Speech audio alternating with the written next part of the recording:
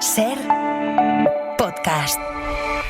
Siempre yo creo que todos los autores de alguna manera hacemos autoficción, pero de alguna manera u otra, pero en este caso sí que Una buena vida parte de un momento de fragilidad para mí muy importante, que es que en el nacimiento de mi segunda hija Irene, en contexto de pandemia y de Filomena, me partí la pierna saliendo de la maternidad, debajo del cartelito de maternidad de O'Donnell, me partí la pierna por 20 sitios, tibia, peroné y pilón tibial.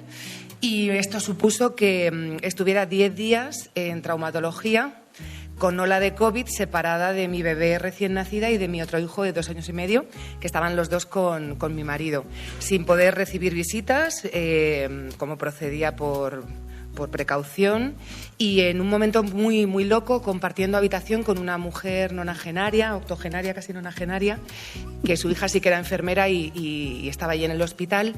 Y fue un cúmulo de sensaciones muy fuertes, porque, claro, yo estaba muy vulnerable, un momento muy frágil, y pedí un ordenador, y fue en el mismo hospital donde mi hermana me hizo llegar el ordenador y venía a recoger mi leche, y allí mismo empecé a escribir el texto, también como una medida un poco de ser consciente de lo que me estaba ocurriendo y de poder pues convertir, ¿no?, a veces el horror en algo artístico, que es la manera que tenemos, yo creo, los que somos artistas de sobrevivir un poco a la vida. El que a dos amores sirve, no hay ninguno que merezca. Carolina África nos presenta sus 2 últimos amores. Bienvenida a La Hora Extra. Muchísimas gracias. ¿Qué es una buena vida para ti? Pues una buena vida yo creo que es mirar hacia atrás y reconciliarte con todo lo que te ha pasado, lo bueno, lo malo, aprender de lo malo y disfrutar lo bueno. ¿Qué significa vivir bien? ¿Qué vidas se consideran valiosas? ¿Cómo sostener la dignidad en momentos de dolor, de límite, de pérdida? Muchas preguntas. Yo creo que vivir bien es vivir consciente del regalo que supone estar vivo, estar rodeado de personas a las que amar y que te amen. Y bueno, creo que los contextos de dolor y de pérdida son donde aflora en la fragilidad del ser humano esa conciencia de la que digo, de darte cuenta de lo que de verdad importa. Yo creo que vivimos en un mundo cada vez más acelerado, en el filtro de Instagram, en el aparentar, en el huir de lo más real, que es la herida, es el cuerpo con sus imperfecciones, y sostener la vida tiene que ver con algo mucho más pequeño que estamos olvidando, perdiendo el foco, ¿no? Entonces, a mí me parece que hay que reivindicar los cuidados como motor y sostén del mundo y girar la atención a lo que de verdad importa, y que parece que solo cuando te dan una mala noticia se te cae como el velo fantasma de las cosas que te creías que eran importantes. Una buena vida nace de una experiencia muy personal. ¿En qué momento decidiste que esa vivencia tenía que convertirse en teatro y no quedarse en lo íntimo? Pues la verdad es que fue demasiado pronto, me atrevería a decir. Yo estaba ingresada en el hospital y lo que estaba viviendo me estaba atravesando por lugares tan dolorosos, en un momento tan frágil como es estar recién parida y tener un niño de 2 años y medio y estar separada en, pues eso, ¿no?, pandemia, de todos a los que yo quiero y me quieren, y en esa soledad pedí un ordenador para ahí mismo escribir y no olvidar lo que me estaba sucediendo, y además no olvidarlo en los detalles pequeños, que yo creo que es en el detalle de la inmensidad, ¿no? En ese olor del hospital, en mi compañera, una señora nonagenaria, verla como ella estaba en el ocaso de su vida, pero necesitaba cuidados igual que los necesitaba yo, y como ser muy consciente y eso, arañar esos pequeños detalles, en principio para escribirlo, y luego pues yo creo que llevarlo a las tablas es como cerrar un círculo, ¿no? De no dejármelo solo para mí, sino compartirlo por si a alguien le puede resonar. Y en ese proceso de escritura, ¿qué ha sido lo más difícil, lo más complicado? No sé si el dolor físico, la separación de tu hija, toda la carga emocional de lo que viviste. Pues lo más especial para mí sería que esa carga emocional mía, al final se queda mi historia en un relato anecdótico que lo que pretende es que cada uno conecte con su propia historia o ver, como sucede en la función, que la verdadera protagonista no soy yo, sino es, como ocurre en la vida, en lo más invisible, que son los cuidados, ¿no? Y en este caso es trasladar el protagonismo a la figura del cuidador, a los verdaderos héroes de pandemia y de sostenernos en la vida, ¿no? Que cuando uno va a urgencias o espera un diagnóstico, esa persona en la que confías ciegamente para que preserve o sane lo que más tu tesoro más preciado, que es tu vida, pues es devolver el ojo y el protagonismo ahí. Decías en la rueda de prensa algo que me ha recordado también a unas palabras que nos decía hace unos meses una escritora, Carolina Sarmiento, que decía: la esperanza de la humanidad o el último resquicio de la humanidad reside precisamente en los cuidados, en los cuidadores y cuidadoras, esas personas que entregan su vida con mucho sacrificio y esfuerzo para mantener la dignidad de otras personas que lo necesitan. En esta obra se habla mucho de los cuidados, tenemos a ese personaje de él, huyendo además de un estereotipo de sanitario quizá más distante, porque claro, estamos en un sistema público, en la pandemia mucho más, pero todavía hoy muy tensionado. ¿Era importante para ti mostrar esa humanidad del cuidador en un contexto tan tenso? Sí, pero era importante, pero además porque yo lo he recibido así.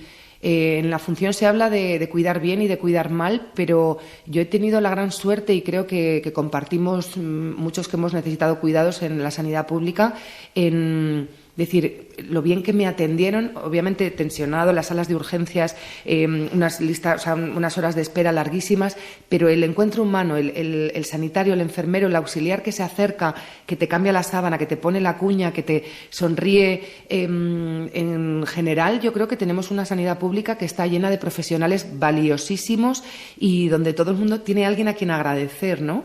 Y me gusta mucho que la figura de él, además que sea un hombre, porque también es el reivindicar los cuidados no solamente que se presupone, ¿no? en la figura femenina. Él obviamente encarna a muchas enfermeras, a muchos enfermeros, auxiliares, pero para mí era importante pues eso, hacerlo con poner en valor la calidad humana, que es, además de la super preparación que tienen, al final es con lo que se queda el enfermo, ¿no? El que te traten con cuidado, la nobleza que hay en los cuidados, que lavas a un anciano como lavarías a un rey. Y eso yo lo he visto, lo he vivido y lo he recibido. Y es mostrarlo. Hay una frase muy clara en la obra: si cuidáramos lo que de verdad importa, esto no habría pasado, dice. ¿Crees que el teatro puede ayudar a recolocar estas prioridades, la de los cuidados, la de la sanidad pública, darnos cuenta de lo que tenemos y podemos perder? Bueno, es que el teatro, yo como digo, hay armas de destrucción masiva y hay armas de construcción masiva. El teatro yo creo que es como una película. A todos nos ha salvado en pandemia el poder disfrutar del ocio de ver una película, pero hay películas o obras de teatro con las que te pueden ayudar a superar un duelo, te puedes reconciliar con tu madre, puedes dejar una relación y darte cuenta, ¿no? Yo pienso en la serie de Querer, cuántas mujeres habrán dado cuenta que son víctimas de malos tratos después de ver esa serie y no haberse concebido como tal. Creo que es un espejo muy importante el teatro y en mi caso lo que hago, no de manera panfletaria, pero sí que me gusta la idea de repente poner ese espejo en decir, señores, señoras, no estamos pervirtiendo un poquito el orden de prioridades del mundo. Echa un ojo aquí donde te vas a ver, porque lo bonito de la historia es que cada uno vea su propia historia, ya si lo conseguimos o no lo juzgará el público, pero que veas y te recoloques, ¿no? en tus prioridades. Y eso a mí me ha sucedido como espectadora y ojalá lo consiga como autora y directora. Aquí el cuerpo femenino, parir, sangrar, doler, desear, aparece sin filtros, sin eufemismos. ¿Es una decisión política además de artística? Sí, comentaba en la rueda de prensa, ¿no?, que hay veces que se pone el cartelito de esta imagen puede herir la sensibilidad del espectador, y de repente digo, ¿en qué mundo estamos que herir es mostrar los cuidados, ¿no? Entonces, pues me gusta más pensar que las imágenes que se van a ver pueden acariciar la sensibilidad del espectador.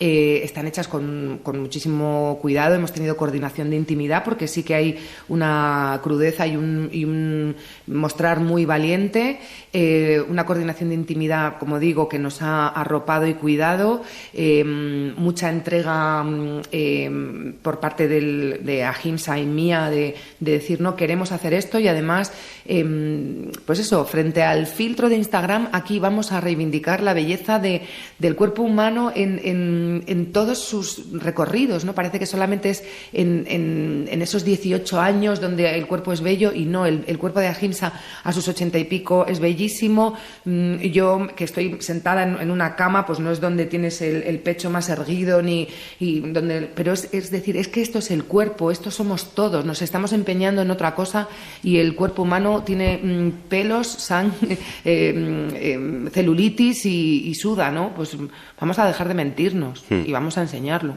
con dignidad.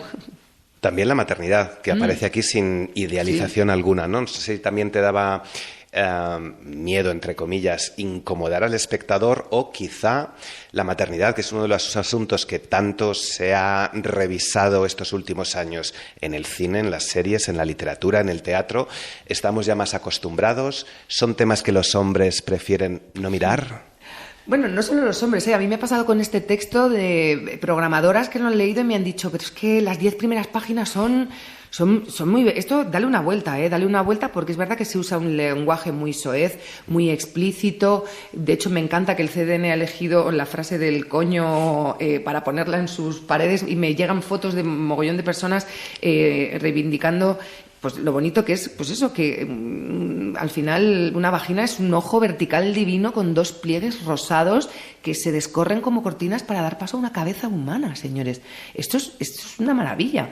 Y es verdad que en la literatura, digo, madre, lo que sabemos de cazas, de armas en la guerra, cuando nunca hemos estado en un campo de batalla, y sin embargo, qué poquito hemos hablado de dónde nacemos todos, que venimos de ahí, que venimos de un agujerito, de una mujer que gritando empuja y salimos. Yo creo que tiene que ver que, como antes había menos creadoras, menos cineastas mujeres, pues que se ha contado menos, porque además también se habla en la función. Los hombres no entraban a los partos antes, ahora sí lo hacen. Yo creo que cualquier hombre que vea el parto de una mujer va a quedar igual de fascinado. En la obra se habla de también posibilidad de que sea traumatizado, porque es muy heavy, pero es lo que digo, no te escandalizas cuando ves sangre en una película de bala y de repente un coño pariendo, es como, ay, no, por favor, no podéis hablar de eso. Digo, perdona, que se está desangrando aquí. Cualquier película de los hermanos Coen nos parece como una ficción digerible. Entonces, bueno, yo sé que habrá gente que a lo mejor se incomode, que no le guste, que diga... vaya burradas que se dicen, pero bueno, es que como la obra tiene mucho que ver con la intimidad, yo creo que en la intimidad sí hablamos así, hablamos de coños pariendo, se habla también de mamadas, de cosas con las que hablas en la intimidad con alguien, y que puede sorprender, escandalizar o divertir, ya veremos. A cada uno le tocará según la mochila que traiga. Teresa, aunque casi no habla, está muy presente. Decía en la rueda de prensa ella que se sentía como enajenada. La vulnerabilidad y el final del ciclo vital frente al nacimiento de una nueva vida, nacer, morir, aprender, olvidar. ¿Qué representa Teresa en esta obra para ti? Bueno, para mí Teresa representa, como digo, una buena vida es el recorrido hasta llegar al ocaso, ¿no? Es lo que deseamos todos, tener una buena vida desde que nacemos hasta que nos vamos. Y Teresa, pues para mí es eso, ¿no? Es el mismo cuidado que se necesita al nacer, se necesita al acercarse a la muerte. Y para mí ella es...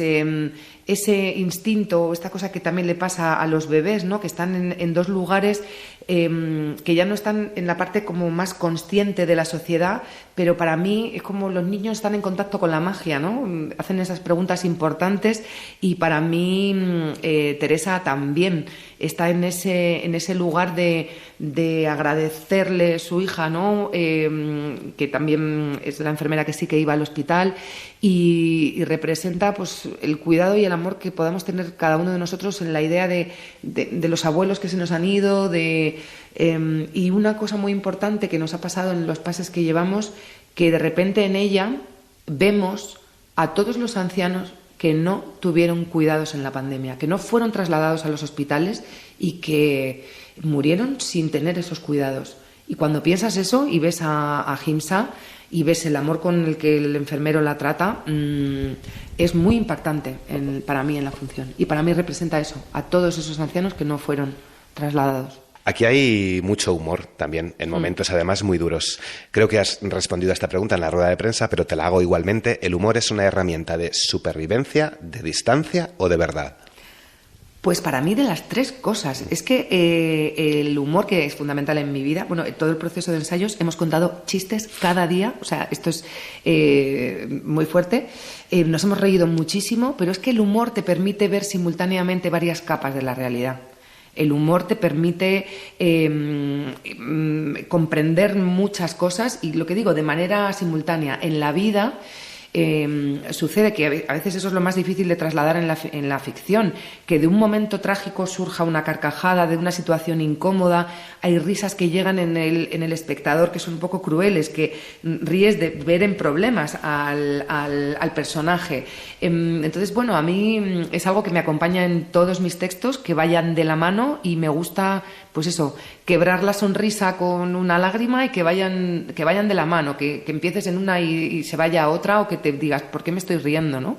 Y en la función pues hay momentos así. Desde que presentas el texto hasta que el Centro Dramático Nacional te llama para decir te lo compramos, entre comillas, ha pasado un tiempo. Sí. ¿Qué tiene que pasar a partir del 21 de junio, creo que es, para que esta obra recorra otros puntos de España? Bueno, pues va a ser complicado. Es que esto, no me quiero hacer sincericidios profesionales, pero voy a ello. Esta función queríamos haberla montado hace más tiempo con mi compañía La Belloc, pero no recibimos la ayuda de la Comunidad de Madrid, que consideró pues que el proyecto no merecía ser contado. En principio íbamos a hacer coproducción ahora. Decir, bueno, como el CDN sí que se interesó, decir, es el momento, pero sucedió que el monólogo Casamiento, con el que también estoy, Bodas sin Sangre, no recibió tampoco este año la ayuda de la Comunidad de Madrid. Entonces, con la compañía La Belloc tuvimos que destinar todo el dinero para montar el monólogo, y no teníamos capacidad para abordar dos proyectos. El CDN ofrecía la posibilidad de que fuera coproducción, que es la manera en la que puede viajar, o que fuera producción íntegra suya. Entonces, por una cosa de asfixia económico de la compañía, decidimos no coproducir, hacerlo en buenas condiciones, porque tiene una utilería complicadísima la función.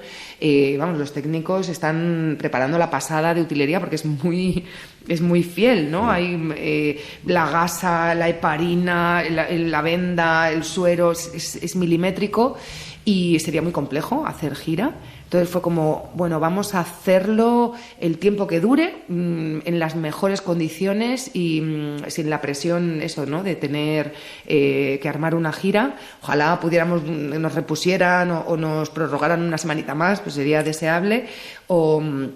O que venga un gran productor y diga, mira, a mí se me caen los dineros del bolsillo y yo me quiero quedar este espectáculo, vamos a girarlo.